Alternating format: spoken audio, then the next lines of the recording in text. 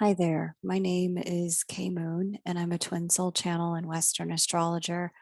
And this is a video with messages about the Juno retrograde of 2021. I read Juno as an astrologer as the divine feminine energy, since she is the divine consort of Jupiter. This retrograde began on April 12th, 2021, 6:13 a.m. if you happen to be on the eastern seaboard of the United States. Please check a time zone converter for your local time. This retrograde goes through, I'll give you the date, August 2nd at 7:43 p.m. Again, if you happen to be on the eastern seaboard of the United States. This video will cover the overall energy about the retrograde period and give you hints for each lunation moving through the Juno retrograde period about what to expect going forward at this time. This energy is pretty unique. Each Juno retrograde is very unique in its theme, but I wanted to share what to expect with this particular one since it really kind of got started with a bang in a lot of ways. So let's dive in. One of the biggest themes for this period of time, as Juno begins her retrograde journey in the sign of truth and in the sign of freedom, faith, hope, and optimism, is a theme around facing ourselves in divine feminine energy. It's a theme around facing who we are, what we feel, the truth of how we show up in the world, and faith in terms of what is it that we could be that we are not yet, and really reconciling or wrestling or reviewing the gap between where we are now and where we could be. I also just want to make sure that I say, as many of you know, feminine and masculine energy happen in all body types. This isn't just about what you were born with or what you're transitioning to. This is about understanding your own feminine flow of energy and your own masculine flow of energy as it pertains to you. So,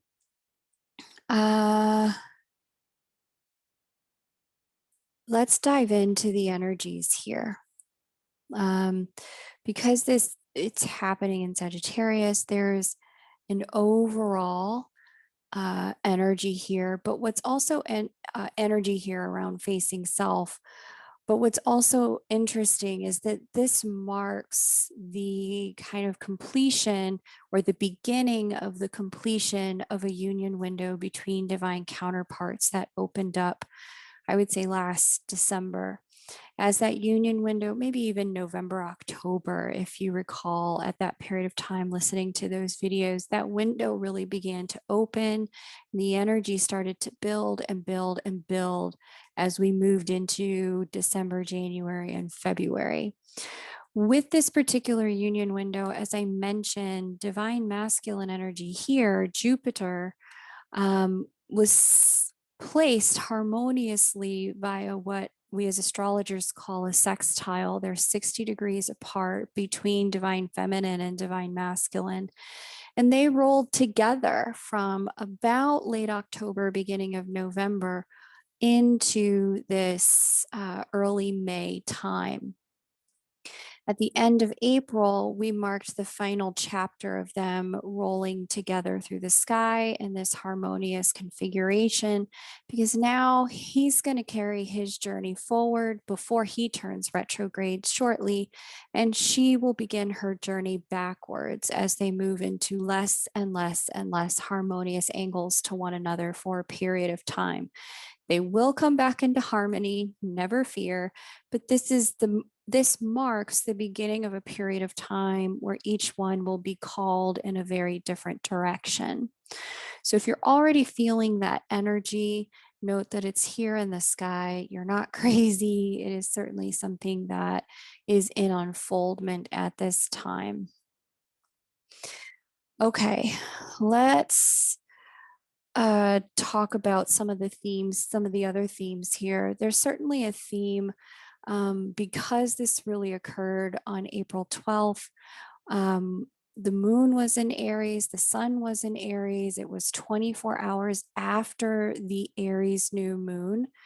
The theme here has to do with taking oneself into consideration inside of your connection and taking oneself into consideration in your life, in your light work, in your life, what you're doing, how you're operating, really taking the opportunity to thoughtfully consider who you are and where you're at. One of the interesting things about this retrograde is the position of Chiron here at that 9th degree of Aries. You'll see divine feminine is in fellow fire sign Sagittarius, but she backs up about to that 9th degree. And it's this conversation that she has at the tail end of the retrograde as we get closer to August and late July that allows her to be in kind of precise conversation here with Chiron and triggering a lot of dealing with self, looking at self in mirror, dealing with old wounds, facing a lot of the ways in which we may have a story in our divine feminine energy about not enoughness. So let's just break down really quickly what feminine energy includes. Feminine energy is about creativity, the capacity to create something out of nothing, to birth it. The vessel for creativity, it is flow.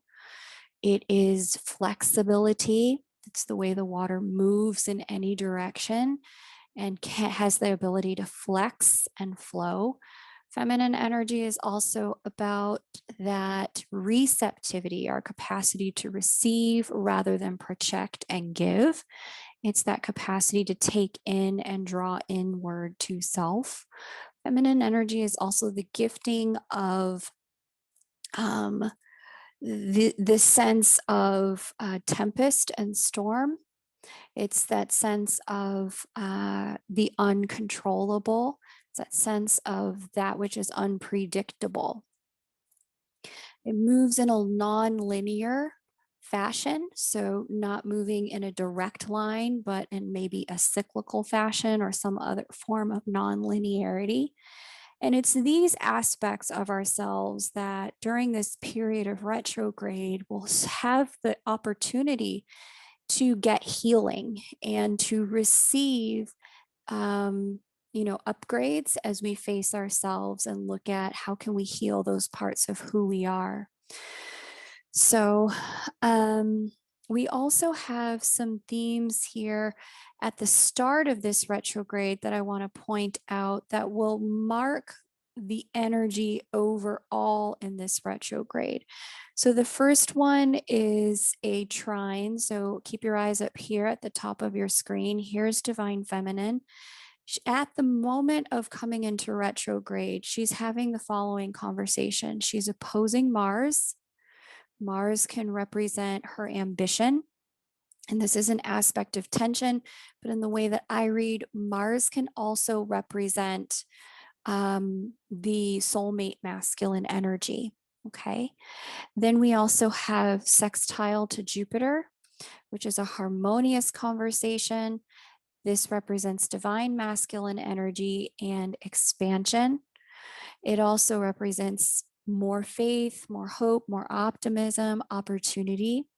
We also have a movement into square energy, which has been with us all year with Neptune. Thankfully, Neptune is going to stop being in such harmony with her as we move into this retrograde, giving divine feminine energy an opportunity to really see herself and the connection with greater clarity, especially as we move to the end. There will be some difficult truths that will show up during this particular retrograde, but never to fear. These truths also come with a balm and a silver lining because of the way at the tail end she's going to speak in harmony with Chiron, and Chiron will provide a bit more healing. Lastly, We have a conversation with Haumea, the creation goddess here. And Haumea is pretty stationary. She takes a very long time to move, but this actually brings in a bit of the fertility energy that I've been speaking about in different pockets over the course of the year. We've also got her in conversation with Ceres. And again, this is for many divine feminines, a fertility energy, either giving birth to business, giving birth to light work, or actual conception of a child during this year. So keep that in mind. And children coming into our lives or giving birth to parenthood isn't necessarily something that you have to do by conceiving. You could adopt. You could find yourself as a godparent suddenly becoming the parent to your godchildren. All of that is part of how this works. One of the other interesting features here, where is this? Okay, right here she's having this conversation with Venus and the new moon, which provides a lot more flowing, loving energy here for her to bask in. So you may be feeling at this time particularly amorous in your connection. But one of the things that's the most exact, in addition to the divine masculine at 25 degrees, see, she's at 24 degrees in harmonious angle, is this little challenge right here. And this is Eris. Eris energy is the energy of righteous riot, of divine rage, of catastrophic destruction. But when we look at the mythology around Eris, what we are shown is that Eris really only shows her energy in that way under certain circumstances. Her energy is only shown in that way when she feels disenfranchised, when she feels frustrated, when she feels like she deserves a seat at the table and she's not given one.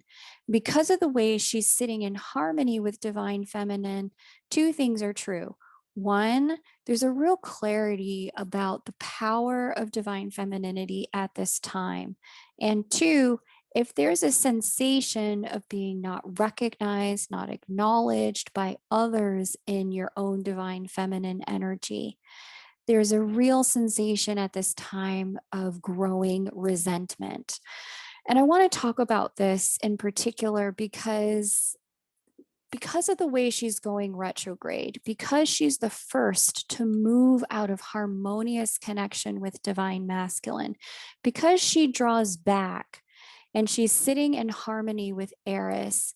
One of the challenges you may be facing in connection at this time is the sense of feeling unacknowledged, underappreciated, not given reciprocal love or not given appropriate support at the table. Uh-oh, I think I lost my screen here, but let's just see if we can get it back. There we go. Cool. Ooh. All right. Yes. Okay. Now we're back. We're cooking. Cool.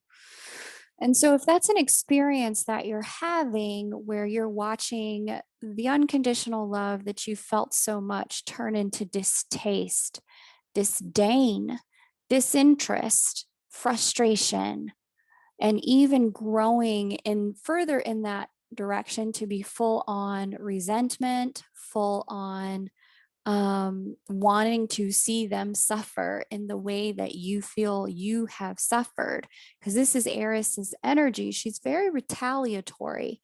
One of the things this retrograde is asking you to do very specifically is to pull back, to dial back.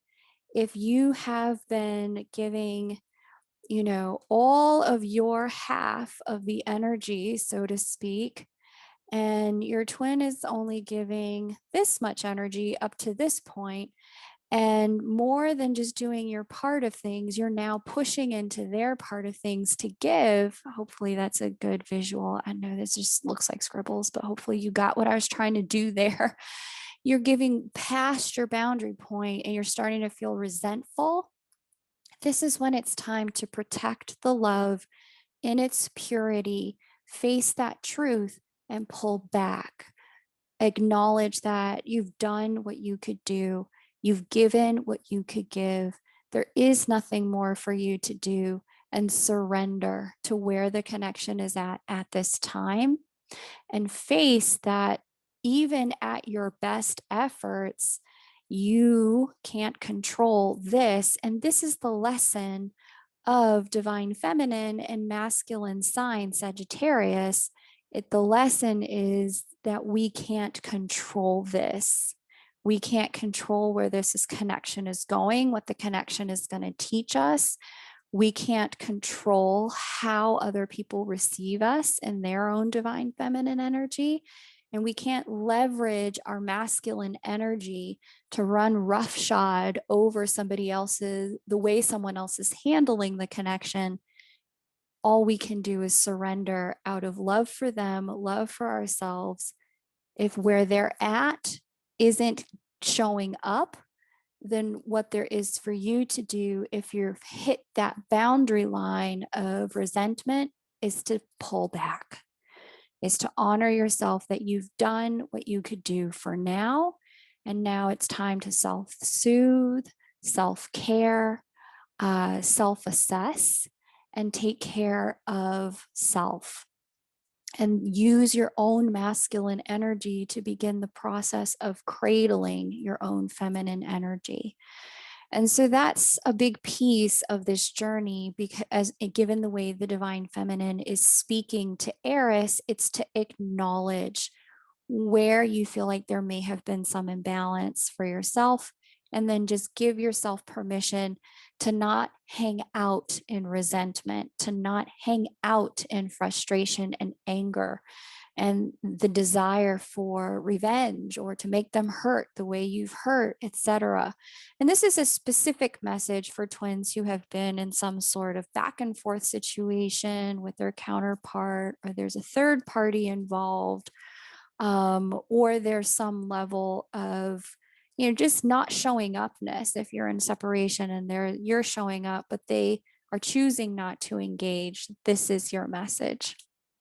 For my counterparts who are in connection, who have found their way into some sort of material world union, what you're looking for at this time are places where you may be encountering friction and static in your light work from the outside world that's causing you to feel a level of, like I said, disenfranchisement, not acknowledged, frustrated in your sharing of your light work. This could even be happening inside of your connection where you're having that experience as well. What you're just being asked to do is to give yourself that permission again to dial it back. Retrograde energy doesn't project forward, it draws inward.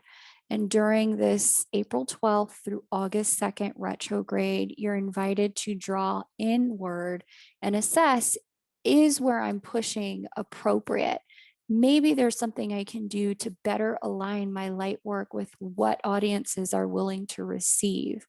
Maybe I am pushing in a way to achieve a particular outcome that's just not aligned with where people are at. Maybe I can tweak my services, do some upgrades, take some time to self-educate. Maybe there's a higher level of service I could learn about and then charge a higher rate, thereby shifting the way I'm providing my light work. Maybe you need to move from a Reiki level 1 person into Reiki mastery, or maybe you've done Reiki. Maybe it's time now to take that next step into your medical mediumship, or maybe you've been at a job and you've been offering your light work at a job, and it's just, you're really clear at this point, you just can't continue to thrive there, and you're now clear, it's time for me to draw inward, reassess, and make my next move before the end of the year.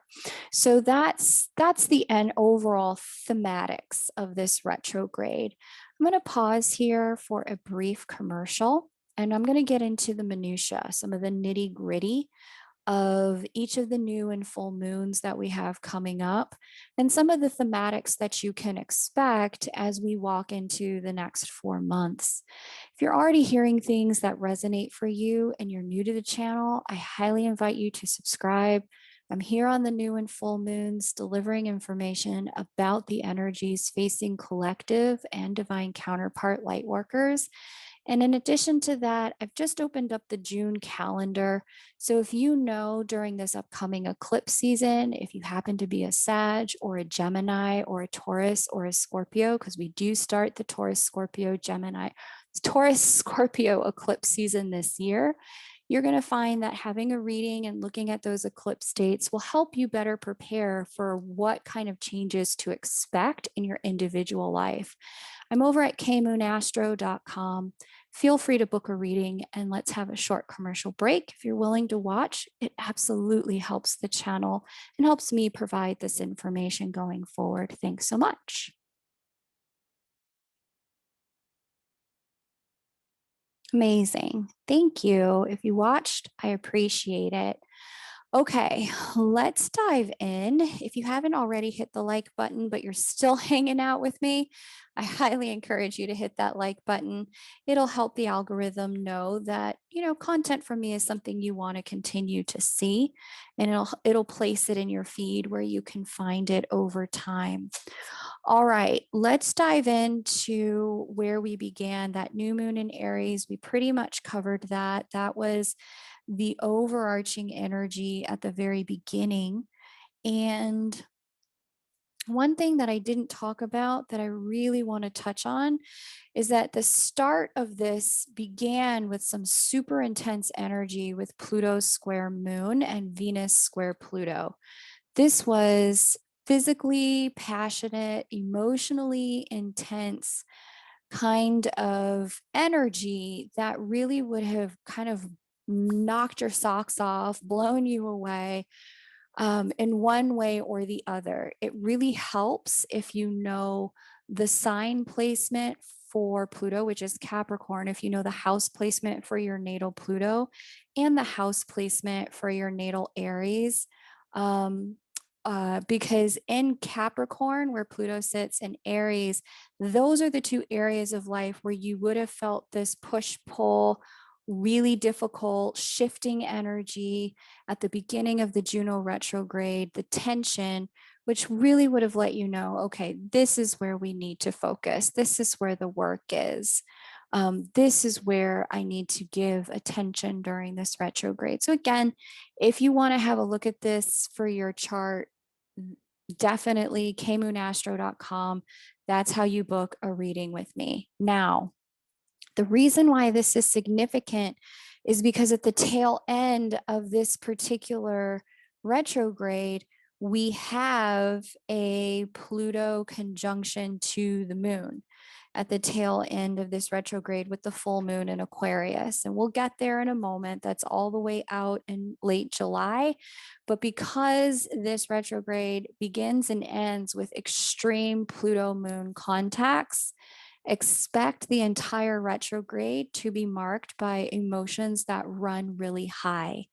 And again, this is why it's going to be indicative of a period of time of drawing back, checking yourself, looking in the mirror, facing difficult truths, really taking a look at how you're utilizing your energy and the connection, taking a look at how your partner is utilizing the energy and the connection, honoring where they're at, honoring where you're at, and making moves to be in alignment with where the energy actually is, as opposed to where you wish it could be.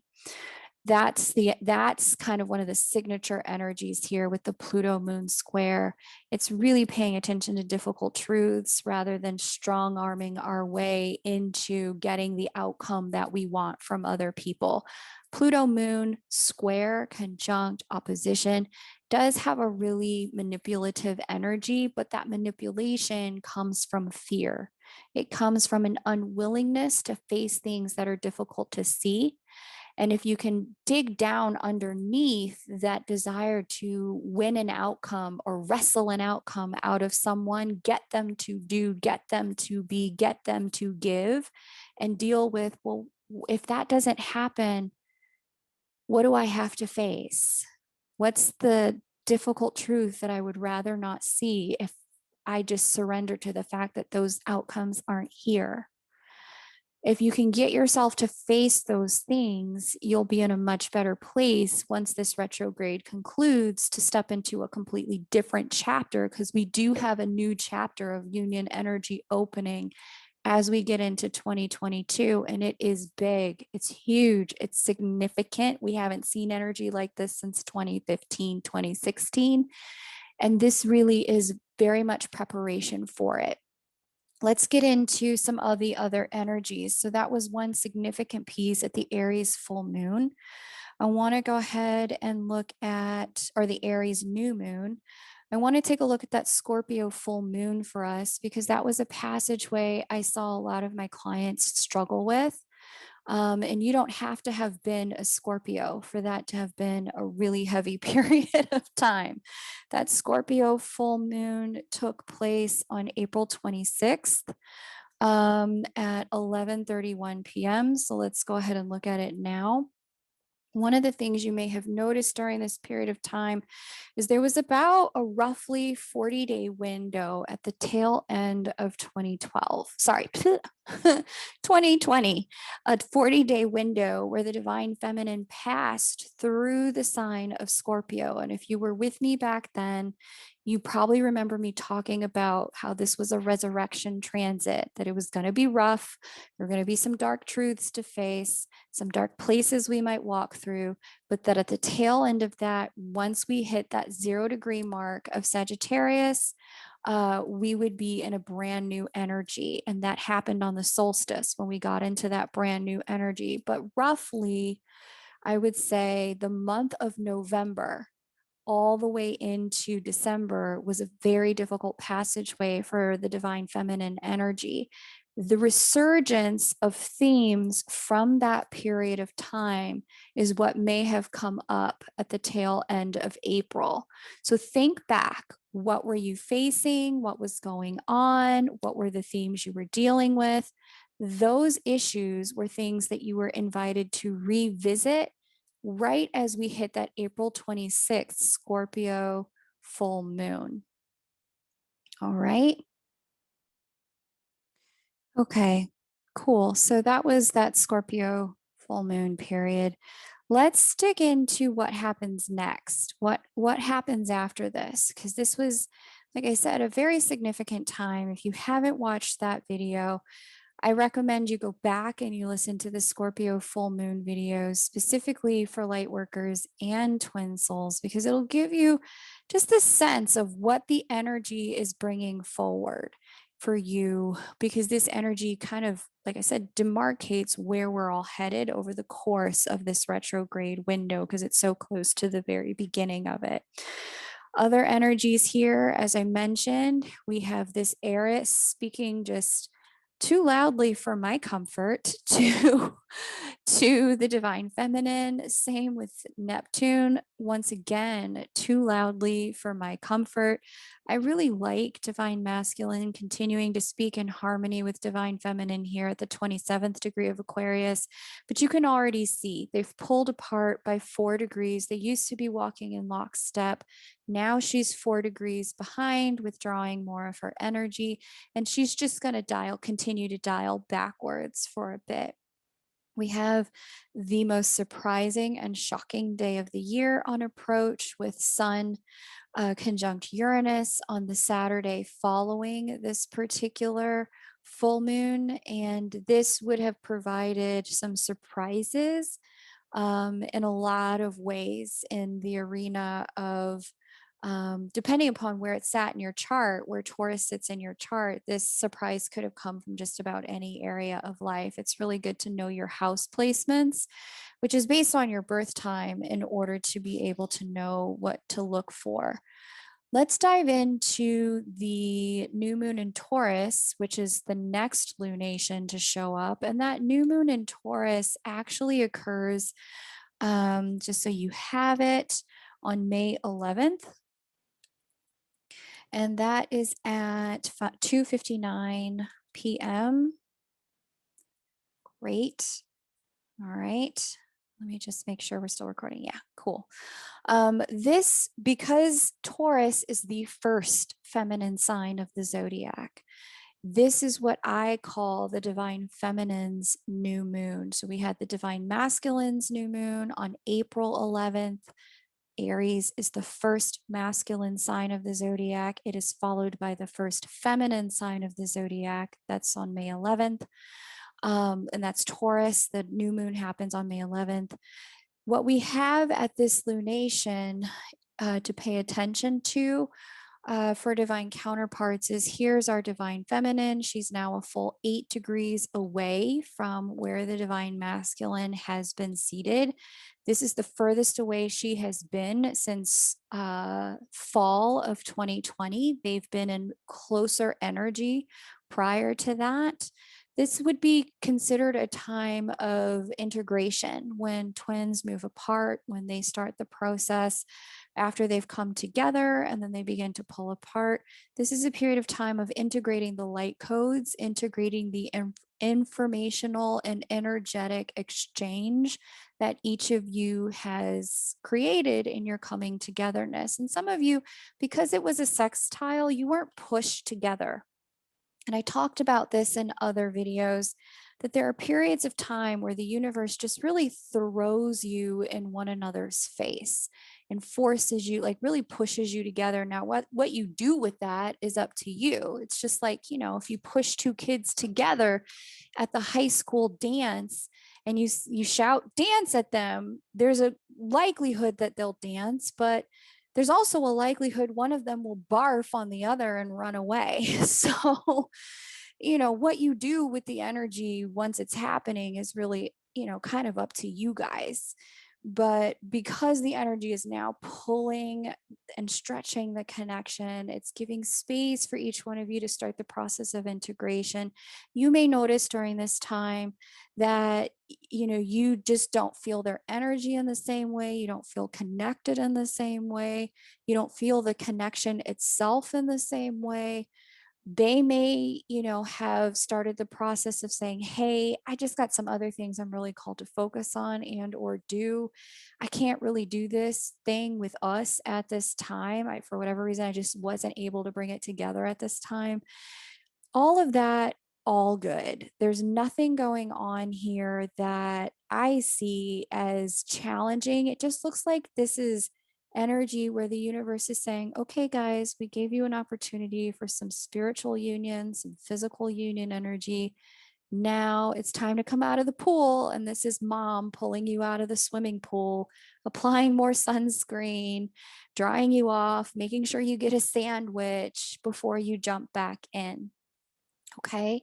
This is this opportunity to just like catch your breath for most counterparts at this juncture.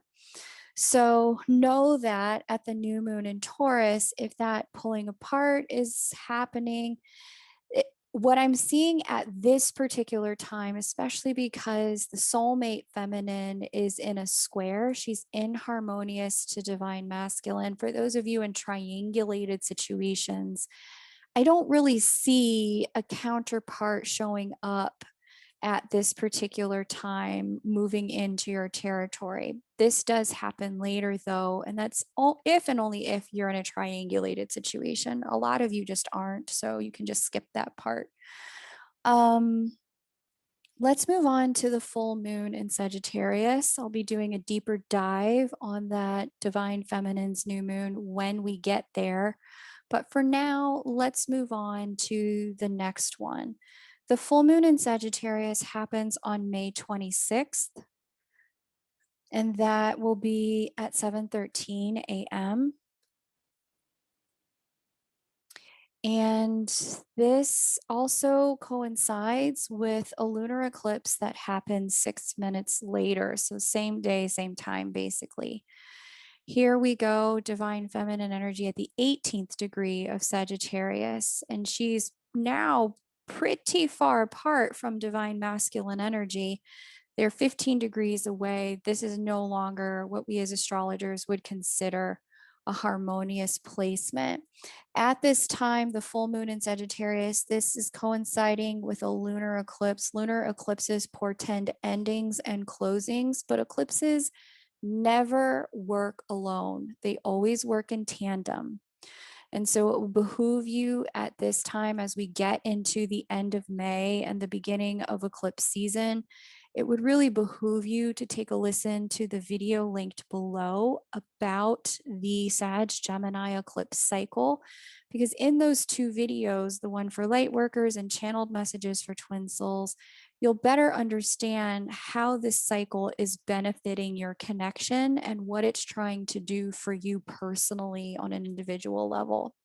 Again, people who will feel the Sag Gemini eclipse cycle most will obviously be Sagittarius people, Gemini people, but also Pisces people and Virgo people, as those are the other mutable signs and they sit in a square to the eclipse axis. If you have heavy Pisces, Virgo, Sagittarius, or Gemini placements and you'd like to look at your chart, the reading calendar is open. We can figure out how this eclipse cycle is impacting your energy. But one of my favorite things to do with people is to do a bit of strategy and planning. And we can look at how you can leverage this energy to create what you want. So some of you have moving goals, some of you have work goals, some of you have project launch goals that you want to create or achieve. We can leverage this eclipse cycle to facilitate the process of helping you get there.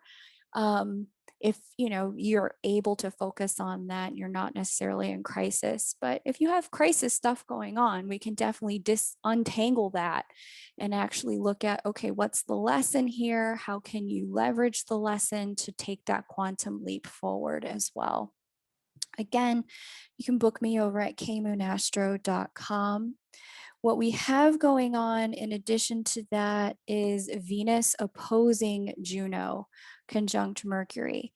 And what's interesting about that, when Venus and Juno are opposite one another and they're kind of stretched out in this way, and unfortunately, again, Neptune kissed my eye. It is sitting here almost in a T square fashion. This is creating a lot of ambiguity in the world of our relationships at this time. It's a lot of unclarity. It's a lot of uncertainty. It's a lot of, wait, I thought it was this, but now you're showing me that. It's actions and words not being aligned in the arena of connection, because both of these, Venus and Juno, represent connection and commitment and relationship. Venus is sitting in the communication sign with the communication planet. Juno is sitting in the goal reaching sign with the south node, but Neptune is creating fogginess across the board for everybody. It is equal opportunity confusion come mid or come end of May, beginning of June. So don't take this personal if you're not getting a lot of clarity from your counterpart. If you don't have a lot of clarity, clarity will continue to come. Just know that in its arrival, it's going to take some time. Okay. And to just be willing to listen to yourself and listen to your spirit in the process. All right, so there's that. And then we also, at the full moon in Sagittarius, this is when I feel like you may find divine masculine energy really backing away a bit in connection. You may also find that you feel like this also reads a little bit like, just, I gotta be honest, like a little bit of feeling frumpy, like a little bit of feeling not like yourself, not feeling like you have access to your feminine energy. Like, feminine, what's feminine? Can you spell it? Like a little bit of just feeling, like, I know I'm divine feminine energy, but why do I feel so blah? It reads a little bit like feeling blah. Okay. Then we also have divine masculine energy. Um, squaring the lunar eclipse point. Right. Yeah. Okay. From the full moon in Sag, right? The divine masculine energy squaring this eclipse point. Many of you will start to see in your divine masculine energy spaces, and this doesn't have to be a person, but it can be a person, that there is a completion or a closing arriving at this point for your masculine energy. Some sort of window is closing, and this may be a window that opened in 2012 because that was the last time we had eclipses on this axis. It also just may be a window that opened in 2020 when the Sag Gemini axis eclipse window opened. So, depending upon what the issues are and what you're working on, you may find that there's a big cycle that closes at this point in time. Again, you want to pay attention in your own natal chart and in your counterpart's chart. What house is governing it? Does Gemini govern, and what house does Sagittarius govern? Because as divine masculine sits here in Pisces, it's the closing energy is going to be on that axis, and it's going to be precipitated by the expansion of some other opportunity that's just at odds with what's going on that axis. So, for example, is maybe this is in this particular chart, this is 2 and 8, and divine masculine energy is out here in house 12. 2 and 8 is about value, it's about money. It's about earned income, self-worth, and self-esteem, and our value to the world. With the Jupiter square to this eclipse, this lunar eclipse, this is really talking about moving into, from house 12, deep subconscious awareness that perhaps the way we've been making money doesn't work for our spirit any longer. And this would be the beginning of closing out old ways of making money. So that's a very simplistic kind of explanation, but it all depends on the house placements of Gemini and Sagittarius for you. Okay. Let's go ahead and move forward and talk about the new moon in Gemini. Now, I told you that the Aries new moon is the divine masculine's new moon, first new moon of the zodiac. And then I said that the Taurus new moon is the divine feminine's new moon because it is the first feminine sign of the zodiac. Well, Gemini represents the twins. It is the twins' new moon, and they all fall in a row, back to back new moons. So, this new moon for the new moon in Gemini, if you're following along on an app or on your own chart, is June 10th, 2021, and it's at 6:43 a.m. So let's go ahead and pull it up, and we're just going to pause here. I'm going to do a brief commercial break. So if you wanted to grab a water or stretch, this is a great time to do that. And if you're willing to watch the video, fantastic. Thank you. It helps the channel so much when you do. I'll be right back. Okay, thank you. Really appreciate that. Let's dig into the twins' new moon. So the twins' new moon takes place here at the 19th degree of Gemini. And what I love about this new moon is that it comes with a heavy degree of communication. That communication is opposite divine feminine, who's speaking with the South Node. And what this seems to indicate to me for the divine feminine energy is that there's likely a pulling out because Mercury is retrograde at this time, pulling out from the past issues that need to be resolved, perhaps from a past life, information that could really serve the connection at this time, pulling that information out and giving you the opportunity to just get it clean, clean it up. The other thing I really love about this new moon is that freaking finally we're no longer in range with Neptune. I'm so sick of Neptune. I'm so sick of this energy. Little secret about me, I love all the planets. Yes, they were all created equally, but the energy I struggle with the most is Neptunian. I really hate fog. I hate confusion. I thrive on clarity. I hate guesswork. Like, just tell me what it is. And this Neptune thing is really killing my vibe. So, for those of you who are my sisters and brothers in clarity, who really hate being left hanging and left to guess, you will feel really relieved by the time we get to the twins new moon, because you're going to know one way or the other where a lot of things stand in your life, in this connection, in your light work, and in your plans for the future. It's going to stop feeling so hazy finally. Um, Unfortunately, one of the things I really am not looking forward to about the twins new moon is the way that Chiron is speaking to the divine feminine energy. I don't like, it's like out of the, what is this saying? Out of the pan, out of the frying pan into the fire, where it's like, Jesus, if it wasn't hot, now it's blazing. Chiron speaking to divine feminine is facilitating a healing on massive scale, but this is the type of healing that doesn't come without really facing down the wound first. And in looking at these wounds and witnessing them all over again, they can be quite painful. They can hurt again. And this, yikes, I don't like that. So I just want to mentally prepare you for it. Breathwork sessions, if you can find them, meditation retreats, if you can find them, opportunities to get energetic healing, because this is fire sign energies. We're talking about dealing with energy as opposed to communication or emotions or the physical body. We're talking about energy work.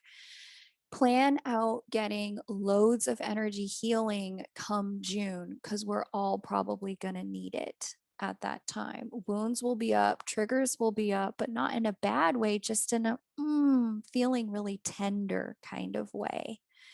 And because that tenderness will be there, and it will lend itself to, all right, I got to really just hunker down and deal with this. And a lot of what you're feeling at this time, again, because of these placements for the divine feminine, the tenderness, the woundedness that you may be feeling may not have anything to do with the issues of this lifetime. You may be feeling a hurt that's disproportionate for the things that have occurred in this lifetime. You can bet it's probably past life, given her position here with the South Node, getting ready to touch it via retrograde energy. And as such, this is a great opportunity to do any kind of past life healing work that you can do to resolve those energetic templates from the past so that they're no longer echoing and reverberating in present time. Okay. Releasing that stuff, doing forgiveness work will really help. So that's the twins new moon for the divine feminine. I'm going to get more in depth as we get there in time when we get out to June. But for now, let's move forward. Let's fast forward to the full moon in Capricorn, because that's what happens next. All right. The full moon in Capricorn occurs on June 24th, so 14 days later at 2:39 p.m. All right, full moon in Cap. Let's dive in. So, full moon in Cap. Here's our full moon, 3 degrees Cap. Here's Sun here. Themes at this full moon include so this has been going on for some time. Saturn has really been supporting the divine feminine energy. Throughout this entire retrograde cycle, Saturn's support looks and sounds less fun than what it really is. The way Saturn is supporting divine feminine energy is it's having some conversations with her about boundaries, about her energy flow, where she's giving too much, serving too much. And she just needs to restructure things to be aligned with who she really is. And this continues. This is a continuing energy throughout the entire retrograde cycle. And so this peaks quite a bit at this particular time where there's just a little bit of like, and this may be a period of time where you need to tell people too, look, I've got some new boundaries I need to work with for myself. Like I'm not taking calls after 9 anymore. I just realize I need my early evenings to wind down. So if you don't catch me before 9, I'm going to have to talk to you another time. Or that, I mean, that's just one example, but this could be boundaries with work, like, look, between 6 and 8, I've really got to be there for my kids. I can't do work calls or meetings at that time because it's dinner time. It's our time to connect as a family. You can count on me after they go to sleep. I'm right here with you after they've started their Zoom school. But when it's dinner time, find me after or find me before. Like new boundaries in the arena of how you operate the feminine flow of your energy, how you're nurturing others, nurturing yourself, etc. Saturn's really schooling divine feminine energy on how to do that this entire retrograde period. So if you're feeling really drawn to create some new boundaries for yourself, know that you're right in flow with what the energy is asking you to do. We see divine masculine um, far away. This is 20 degrees apart. They're no longer in harmony whatsoever. They're actually moving toward a square, but not yet, because you can see here he has just turned retrograde and she is already retrograde. They'll come back into harmony at the end of the year, but this is still a period of time where the energy is pulling apart. It's time for integration, self work, more so than work together. Okay. We have also things at this period, lots of intuition flowing about the connection. Um, and there's a subsiding as of the last new moon and as of the last full moon and this new moon in Cancer. Aries energy, woohoo, no longer talking to divine feminine. Can I get an amen? You'll feel it too, because when divine feminine and Aries energy are speaking, there's just this energetic internal entitlement and frustration about what you're not getting that you feel entitled to. That's just going to be razzing you the entire cycle until we get out to that full moon in Capricorn on June 24th and the new moon in Cancer on July 9th. You won't feel it as much then, and it'll feel like a bit of relief that you don't have to push so much. And because Chiron will be stepping in, it'll also be a time of stepping into your own healing work more so. The divine masculine energy retrogrades at that second degree, like I was saying, of Pisces and starts to head back into Aquarius. One of the things that can happen at this time, because let's just see, if you and your counterpart, so I'm just going to speak to my people who are in love triangles at this time. You've got a husband soulmate or wife soulmate, or they have a husband or wife soulmate. During this Juno retrograde cycle, and very specifically as we get into June, July, I want to say, where was it? It's at the new moon in Gemini. It's actually at the twins new moon where this energy really begins, but it starts to amplify. And that twins new moon is on June 10th, but it really starts to amplify by the end of June. So June 10th through the 24th. If you have love triangle stuff going on in your connection, triangulation, that June during the Juno retrograde may be a period of time where you find your counterpart goes back to revisit things with someone that they've already been connected to in the soulmate genre that's not the twin. If this is happening because of the placement of divine feminine energy inside of Sagittarius, again, Sagittarius, truth, freedom, faith, hope, optimism, expansion, opportunity, growth. all of those things. If that is something that occurs, the invitation on the table in your own feminine energy isn't to try to control it, to wrestle them away, to preserve the connection. It's to face the invitation on the table is to face the truth that somehow, some way, this might be precisely what they need. And in so being, it could be something that you need too. There could be a lesson in this for you.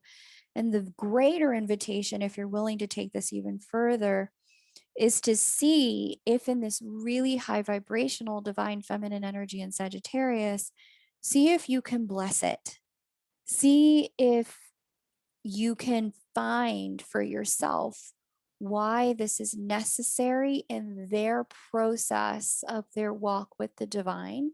See if you can send healing as part of the way you love them to them and the other person, even even if you don't know them or you know them and you don't like them. See if you can find a way to send healing and love to this triangle situation on the whole during June. Um, because one of the things that goes on with Sagittarius, because Sagittarius is a very expanding energy. What Sagittarius is, when you touch it, like Jupiter, anything it touches, it grows. And so, what you want to have expanding at this time is self love, self compassion, compassion for them. You may not understand why they're doing what they're doing, but if you can just bless it in your own energy and be in the space of love with it, and be loving about it with yourself and with them, and apply that self compassion balm around this for you. If you're able to do that for you, love begets love. If you're vibrating in the frequency of love, more love will come in. If you're vibrating in this frequency of compassion, compassion will be what meets you. Don't the warning here is to not let the Aries energy get your goat so deeply that there's just like a rage storm all of April, May, and the beginning of June, so that by the time June comes, you're kind of like you've burnt some bridges that it's going to take some time to get back from. You want to make sure that it's like, okay, if that's what you really feel the need to do, I bless it. I let you learn your lesson in the way that you want to learn it. I can't control you. I know I need to surrender. Divine, if you want love for me in my life, I leave it to you. Send me love because I'm letting them have what they need in love. I can't control it. So if you can kind of operate it from that place, you'll find that the passageway is much smoother. And again, don't make this apply to you if love triangle situation energy isn't in your connection. Don't try to force this to fit. There are specific people who know that this is their issue in their connection, and that their counterpart or them know that part of this process is a healing that needs to occur between them and everyone involved in the situation. And that's for them. If that's not your situation, moving on. What can be happening at this juncture is just this could be a period of time where things get really quiet between you and counterpart. You don't hear from them, you don't see them. Even if all through the beginning of the year, there was a lot of communication and chit chat, even psychically, this could be a period of time where things get very quiet, where there's an opportunity for the deepest levels of integration between the counterparts before the union window opens again at the tail end of the year and into 2022. Okay. So let's go on and move into the last energy here. That was the new moon. That was the full moon in Capricorn. Let's talk about the last two lunations. Again, if you want to look at any of this in your own natal chart, hit me up at K Moon Astro. The June calendar is open, so we can take a look at these eclipse cycles for you. Okay, so On July 9th at 9:16 p.m., I'm not sure that we looked at this one yet, but I just want to make sure I touch upon it. We've got new moon in Cancer. So here's our new moon at the 18th degree of Cancer. Uh, Roughly 30 degrees away, we have all this passion energy between Venus and Mars connecting. When Venus and Mars connect, it's said to be the most passionate day of the year when they come into conjunction. This passion energy is trining Chiron, where the Chiron and the passion energy are coming together to support one another. Uh, for some people, not for all the peoples, but for some people, this sky is really, especially with the Uranus square here to that passion energy. For some people, this is going to facilitate. In the U.S., we have this, R&B legend named Marvin Gaye, and he wrote this song called "Sexual Healing." That's what this is. This is sexual healing energy in a big, big way. I love seeing this. It really facilitates the coming together of two life forces that really create a lot of passion, a lot of steaminess, with the divinity activation on top of it, and a lot of healing going on at the same time. So, this is an energy and a period of time at that new moon in Cancer here on July 9th that facilitates that. And the reason I bring it up during this particular divine feminine retrograde in video is because the divine feminine energy is speaking in harmony to that Chiron, and close enough to the Venus Mars conjunction energy as well for her to be able to take advantage of that. So, if sexual healing is something that you're looking for, it's a part of your, healing work. And this doesn't have to be with a counterpart. Like this could just very well be, a ritual reclaiming your own womb, reclaiming your yoni, reclaiming your vaginal passageway. And this will be really helpful for anyone who's got trauma in their body, who's experienced sexual trauma growing up, where, you couldn't really trust as you grew older the power of your passions. You really, held back, or people who are passionate really, kind of scared you away a bit. This particular new moon in Aquarius, or sorry, new moon in Cancer on July 9th, it's going to give you the opportunity to heal a lot of that stuff. So, again, if you've got healers that you want to work with, circles you want to do specifically for sexual healing and intimacy healing, this is a great time to set that up for yourself. And hey, if you've got a partner to do it with, the more the merrier. Far be it from me to judge you. Have fun. Okay, so lastly but not leastly, we have the final lunation of this entire cycle for the divine feminine, and that is the full moon in Aquarius. The full moon in Aquarius happens on July 23rd at 10:36 p.m. So let's get out there on July 23rd. There we go. Here is our full moon. Sun in Leo, moon in Aquarius. It's at that very first degree. And the themes for divine feminine at that period of time, again, we still have her speaking to Chiron, like I said, out of the frying pan and into the fire. If it's not Neptune, it's Chiron. Ah! But the Chiron energy is supportive. It's helping her to facilitate and continue that healing. We've got Jupiter in a harmonious energetic flow. Let's see. Here's Jupiter here at that 0 degree mark of Pisces, continuing to head back into Aquarius. But Jupiter is at 0 degrees Pisces, opposing this Venus Mars conjunction. And let's just see. Who else is Jupiter talking to? Yeah. Okay, great. So talking to Venus, Mars, and this really sets itself up for divine masculine energy to start the process of, it's a self examination energy around where am I directing my energy? Where am I directing my passions? Is what I say I'm passionate about really what I'm getting up to? Am I walking my talk? And so that's the energy here.